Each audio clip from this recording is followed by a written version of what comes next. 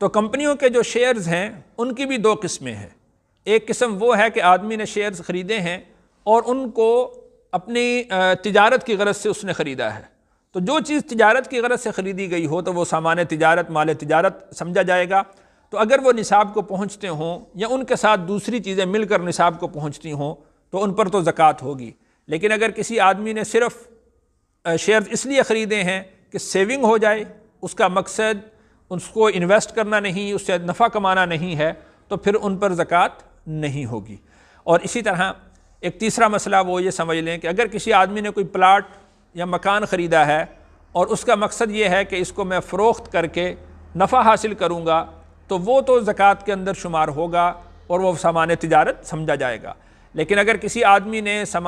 کوئی پلاٹ یا مکان اس نیت سے خریدا ہے کہ یہ میں اپنے بچوں کے نام کروں گا، ان کے کام آ جائے گا، تو پھر اس پر زکوٰۃ نہیں ہوگی۔ یا اس نیت سے خریدا ہے کہ میں اپنا خود رہائش وہاں پر رکھوں گا، میں اپنا مکان وہاں پر بناؤں گا،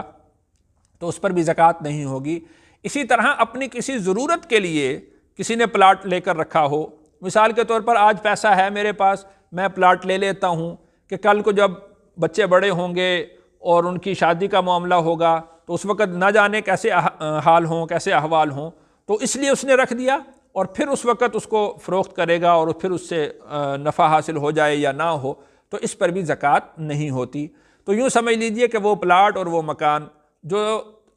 فروخت کی نیت سے خریدا گیا ہے، تجارت کی نیت سے خریدا گیا ہے، اس پر تو زکوٰۃ ہوگی۔ اپنے بچوں کے نام لگوانے کے لیے یا اپنی کسی ضرورت کو مستقبل میں پورا کرنے کے لیے اگر کسی نے خریدا ہے اور اس کو رکھا ہے تو اس پر زکوٰۃ